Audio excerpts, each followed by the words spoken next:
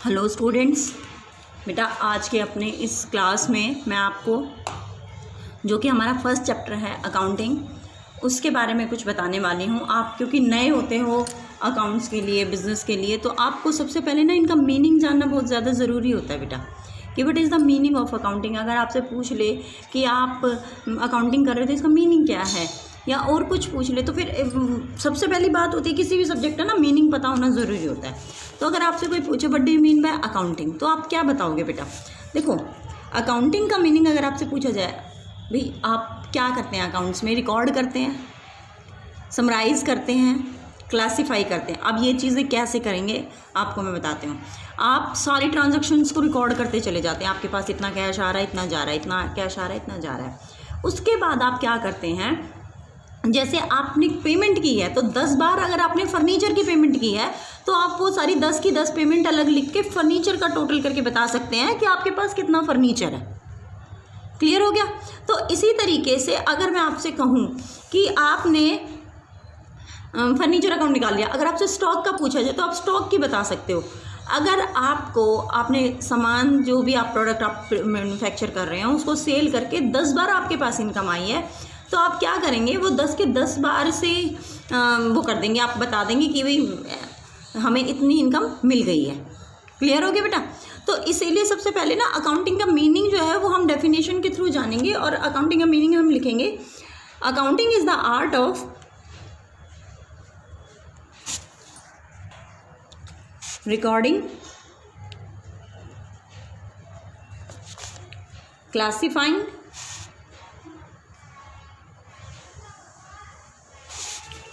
and summarizing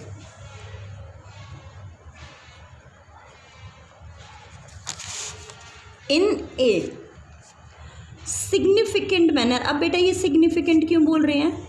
significant इसलिए बोल रहे हैं बेटा, देखो आप अपने घर में भी ना रिकॉर्डिंग सारी करते हो, कैश कहाँ से आ रहा है, कहाँ जा रहा है, लेकिन वो अकाउंट्स नहीं कहलाता, वो तो एक डिटेल है बस, क्योंकि वो सिग्निफिकेंट मैनर में नहीं है। सिग्निफिकेंट मैनर का मतलब होता है प्रॉपर्टी शेप अकाउंट बना के एंट्री करना, तो हम उसे क्या बोलेंगे, हम सिग्निफिकेंट मैनर में बोलेंगे। And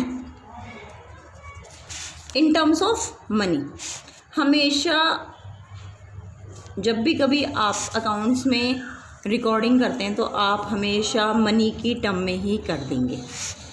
transactions,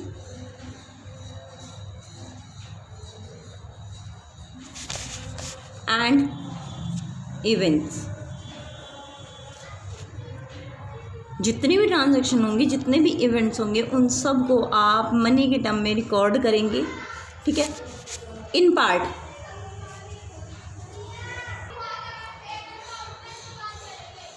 which are in part at least of a financial character.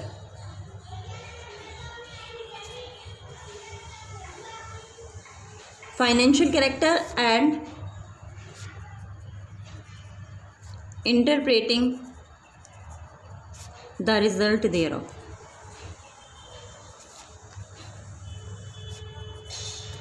अब बेटा देखो, अब इसका मीनिंग आपको पूरी तरह से क्लियर होगा। अकाउंटिंग एक आर्ट है।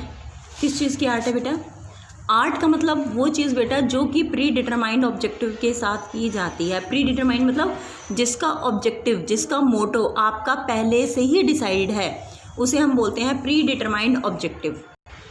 तो अकाउंट एक आर्ट है ऑफ रिकॉर्डिंग, रिकॉर्ड करने की, क्योंकि हमारा ऑब्जेक्टिव क्या है, हमें नेट प्रॉफिट पता करना है। क्लासीफाइंग, क्लासीफाइंग मतलब हमने जितने भी अकाउंट उसमें एडमिट किए हैं ना, जितने भी फर्नीचर है, सेल है, परचेज है, या हमारा कैश है, या किसी पर्सन का नाम, उन सबको अलग अलग रिकॉर्ड कर लेना। एंड समराइजिंग, और उनकी समरी प्रिपेयर करना, ताकि हमें पता चले कि अगर मोहन को सेल किया ऑन क्रेडिट तो कितनी बार की है और टोटल मिलाकर कितनी हो गई आज की डेट तक। अगर सोहन से कैश आया है तो कितनी बार आया है, कितना टोटल मिल गया उसे। तो ये क्लासीफाइंग एंड समराइजिंग हो गया इन अ सिग्निफिकेंट मैनर। मैंने आपको बता दिया सिग्निफिकेंट मैनर क्यों है, क्योंकि बेटा सिग्निफिकेंट मैनर का मतलब होता है एक स्पेशल वे ऑफ रिकॉर्डिंग। तो अकाउंट्स में हमेशा एक स्पेशल वे ऑफ रिकॉर्डिंग होता है, तभी आप रिकॉर्ड कर पाते हैं। जैसे आप अकाउंटिंग इक्वेशन चैप्टर देखें तो उसमें एक पर्टिकुलर पूरा फॉर्मेट दिया हुआ है आपको रिकॉर्ड करने का, तो इसी तरीके से ये सिग्निफिकेंट मैनर होता है। And in terms of money, money की टर्म्स में, यानी जब भी कभी रिकॉर्डिंग होगी इन टर्म्स ऑफ मनी होगी। इन टर्म्स ऑफ मनी के बाद बेटा हमने देखा ट्रांजैक्शन एंड इवेंट्स। ऐसी कोई भी ट्रांजैक्शन और इवेंट विच आर, जो कि है इन पार्ट, इन पार्ट का मतलब चाहे वो पूरी ना होकर कुछ हिस्सा उसका कैश में हो, यानी फाइनेंशियल हो। ज़रूरी नहीं हो ट्रांजैक्शन पूरी ही फाइनेंस से रिलेटेड हो, बट उसका अगर कुछ पार्ट भी फाइनेंस से रिलेटेड है तो उसे भी हम अकाउंटिंग बोलेंगे।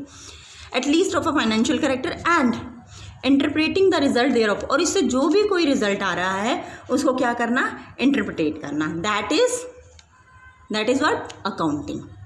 तो आपने अकाउंटिंग की डेफिनेशन देखी। Accounting is the art of recording, classifying and summarising in a significant manner and in terms of money, transactions and events which are in part at least of a financial character and interpreting the result thereof. Please note down the meaning of accounting, and this is definition by American Institute of Certified Public Accounts.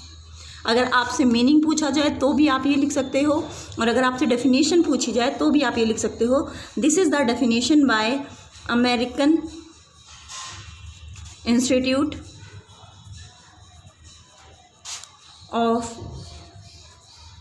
Certified public accountants. तो आप इस definition को बेटा note down करें अपनी fair notebooks में please and learn it. Okay बेटा।